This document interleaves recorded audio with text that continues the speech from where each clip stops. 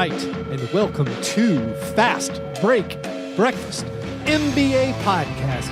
My name is Keith, here alone for a solo interview episode. The full episode will be out maybe on Wednesday, maybe on Thursday, maybe on Friday. It's holiday season. We'll definitely get a full episode out this week. I know Chuck and John are both traveling before the end of the week, but we'll get something out. If you want to keep in touch with both John and Chuck, you can do that obviously at patreon.com/fastbreakbreakfast. Get on that Slack chat where they're always in there talking about whatever. Today's episode is about the Grizzlies. I don't normally record them lame duck style, as in I recorded this before. The Grizzlies are going to play at the Warriors on Monday night. The Grizzlies in a mild slump have lost 8 of 12. Would have been 9 of 12 if you don't count that Jaren Jackson miracle game where they beat the Nets behind his 4-point play, forced turnover, and then 3-pointer at the end of regulation. So things are looking kind of bad for the Grizzlies. I'm not super concerned as I get into with Chris Herrington in the interview. We talk about, obviously, the deal that fell through with Dylan and Marshawn confusion and how strange that is and unbelievable the whole thing is. Also, a little bit about Javon Carter and if JaMychal Green is really the answer. I wanted to get into a lot more, but obviously we try to keep these interviews to about 25, 30 minutes, so didn't get into all of it. But Chris was involved with the whole Brooks fiasco, confirming that it was not Dylan Brooks, and then got sucked into it on NBA Twitter, and he got to see some of the reactions from the Grizzlies front office. So all that is in there. All that goodness is in there. If you want to support the program, like I said, patreon.com/fastbreakbreakfast. Absolutely the best way to do that. Thank you, all you guys who have done that already. Very excited to have so many of you guys signed up. It means a lot to us. Also, if you haven't, we haven't asked in a while, but write a 5-star review on iTunes. That helps out the program. That's free to do. Anyone can do that. Also, if you're buying tickets for any event this holiday season, you can give them as a gift. If it's comedy, if it's music, if it's sports, go to SeatGeek.com, and they collate all the other ticket sites to show you the best deals from around the internet, so you can be sure you're getting the best deal.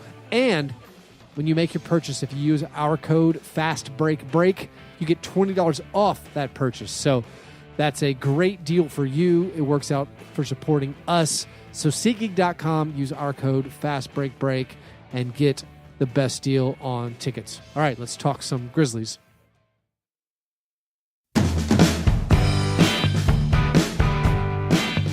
My guest today covers the Grizzlies for the Daily Memphian and hosts the Daily Memphian Grizzlies podcast, Chris Herrington. Chris, how's it going? It's going pretty well, Keith. I am very happy to not be at FedEx Forum. I'm very happy that the Grizzlies are heading out on a 4-game road trip, and I will not be at FedEx Forum for a little while. This weekend was a little bit much for me with a home back-to-back and a trade fiasco in the middle of it. Yeah, you found yourself sort of in the middle of that fiasco. But before we get there, we do start off with breakfast. Did you have breakfast today? And if so, what did you have? I had extremely disappointing breakfast today, actually. I needed to get writing early in the morning, and I don't write well at home, so I got up before my family did and went to Starbucks, and I had a toasted bagel and cream cheese from Starbucks, which is about the bottom rung of the breakfast ladder, I think. It's not terrible. It's fine. It's completely appropriate. It's functional, workmanlike. That and a venti vanilla latte. That was how I started my day. Well, there you go. That feels like treating yourself, sorta, but who knows? So yeah, kind of. you were in the middle of it. I'll say you're in the middle of it because on Friday night the trade broke, the Woj bomb dropped. You're at the Grizzlies game, and then there's some confusion over whether who is included in this trade, and you're emphasizing. My sources tell me Marshawn Brooks is in this trade, and then the guy from Phoenix was saying no, it's Dylan. So walk me through that hour that Kelly Oubre was sort of a Memphis Grizzlies, and what it was like for you at the game.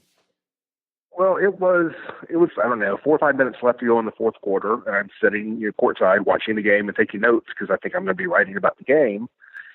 And then the Woj bomb drops, and I did not know that was coming, I'll confess. And so the Woj bomb drops, and I start texting people because I don't like to report things based on other reports. I like to confirm them myself. So I didn't want to put anything up on our site. I hate doing the ESPN reports, blah, blah, blah. I want to report it myself, even if someone else has it first. And so I start texting, trying to confirm it before I do anything myself with it.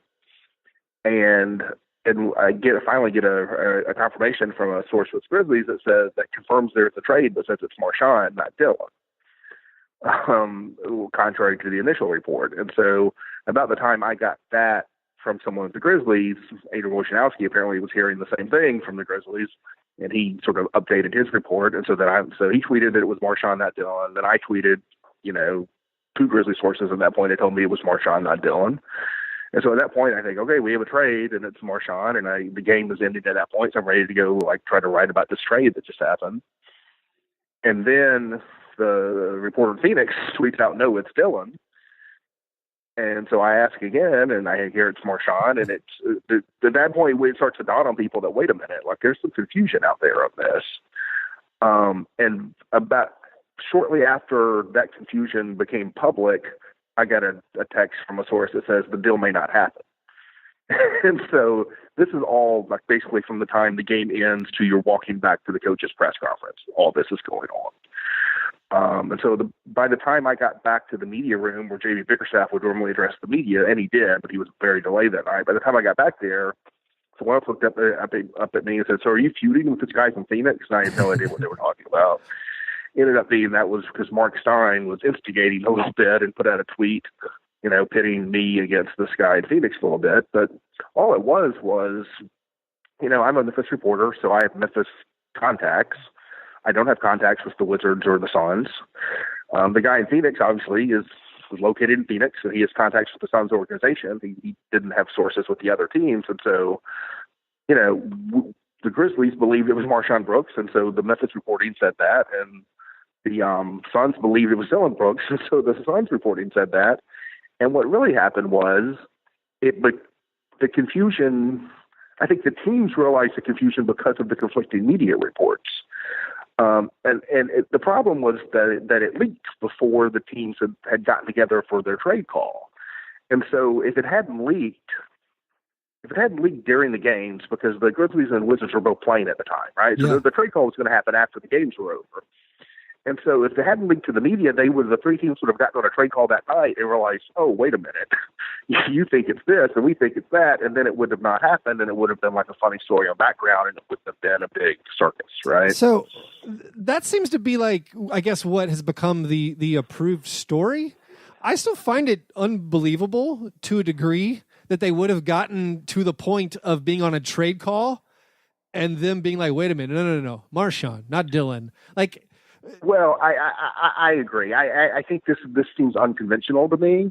I mean, other people who are even more knowledgeable, I heard Bobby Marks, speak to this point, said that, it is not unprecedented for a three-way trade to happen and two teams are communicating through one team, because Memphis was really the third team in this deal, right? Mm-hmm. It was primarily a Wizards-Suns trade, and the Grizzlies get pulled into it from the Wizards side. And so from a strictly factual standpoint, I believe the story that's coming from the Grizzlies, which is that we only communicated through the Wizards. This particular trade popped up, Chris Wallace said, on Thursday afternoon, and really didn't heat up until Friday. It was really during the games, and that they were communicating to Washington and said, yeah, we'll send you this and this for that. And at that point, until it went public, had not communicated with Phoenix. I believe that is what happened, that the Grizzlies were communicating with Washington. They had told Washington, we'll send Marshawn Brooks, Wayne Selden, and these two picks, and we'll take back Kelly Oubre, and that's what we'll do. And the Grizzlies believe that Washington fouled up the communication as the sort of the game of telephone. They were the go-between between the Grizzlies and the Suns. Now, what I do think is that the Grizzlies their antenna should have been up, that they should have at least been thinking, really? Are we really about to pull this off? Because what is true, some of the counter reporting that came out of Phoenix initially has been walked back. the stuff about Robert Pera and Robert Sarver were on the phone discussing the trade. Like, that was initially alleged. I don't think anyone's really saying that anymore, even out of Phoenix. Okay. The stuff about the shared medicals, like, all that stuff came out initially that night, but I think it's sort of been walked back. I don't think any of that was true. What was true, as I understand it, is that Phoenix earlier, now was that a day earlier, 2 days earlier, a week earlier, 2 weeks earlier? That I don't know. But at some point earlier, Phoenix had contacted the Grizzlies to register interest in Dylan Brooks, and they had been rebuffed. My understanding is that they are not the only team in the past few weeks that has called the Grizzlies about Dylan Brooks and been rebuffed. But the point to that is that the Grizzlies knew the Phoenix liked Dylan Brooks. Mm-hmm. And so I feel like the Grizzlies should have sort of had their antenna up that maybe there was something hinky going on here, to the degree that at least you would want to talk to Phoenix on it, on more on the front end. And so, yeah, I do think that's a little odd.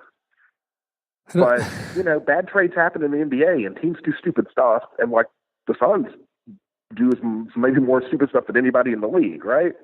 And so even if that trade had gone through in the manner the Grizzlies thought it was going to go through, it wouldn't have been like the worst trade ever made. Like, Sacramento's done far stupider stuff than that, right? Oh, yeah. I mean, and so the idea that the Grizzlies thought maybe they were pulling one over and getting this deal done is not impossible to think, right? Right. Well, I believed it at the time. I mean, I guess you could put yourself in each of their shoes, just thinking the Suns were just unloading, Ariza and just getting anything back. Like, whatever, we'll take a few picks. And then with the Wizards, like, all right, they have salary cap concerns. They've made plenty of terrible moves.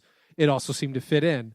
But I don't think I will ever truly believe that the Grizzlies were completely above board and did everything right here, because it's a hilarious lack of communication, and I still can't believe there wasn't more to the story than just like, oh no, we talked to the Wizards and everything was fine, and then someone else screwed it up.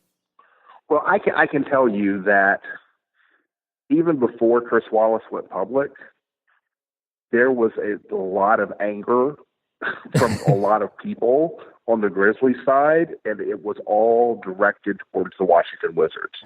I think there was legitimate anger that night towards the Wizards. That's pretty good. So I do think that from the Grizzlies' perspective, Washington fouled up the communication. Yeah. Now, again, should the Grizzlies have suspected that, like, something must be weird here because Phoenix had been asking about Dylan Brooks, a week before or whatever, and now they're taking Marshawn, and should your alarm bell go off a little bit on that? Yeah, maybe so. But there was legitimate anger like that night about towards the Wizards, not towards the Suns. Yeah, the part I can't reconcile with my disbelief of the way it happened it is the reports of Grizzlies front office people being angry, them actually telling Marshawn and Wayne that it went down, and then having to walk that back. It's just thoroughly bizarre.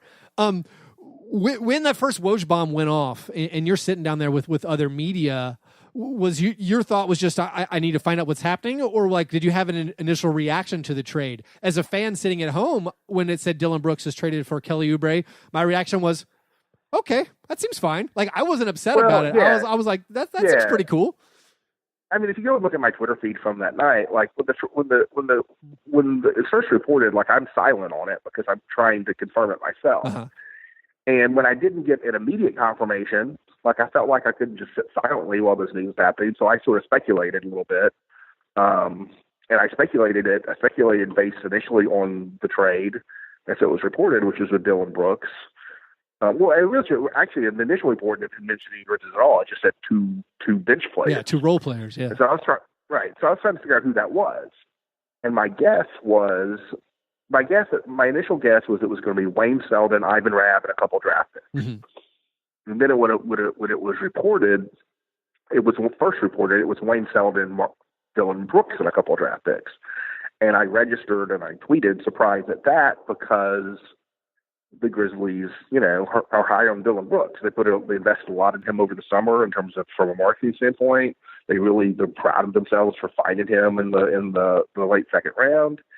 And so I didn't look at that and say, well, there's no way you do that. I did look at it and say I was surprised if they did that, and I said that in real time. And then once I found out it was Marchand, I was like, well, yeah, you do that. I mean, are those second round picks, good enough for that, from the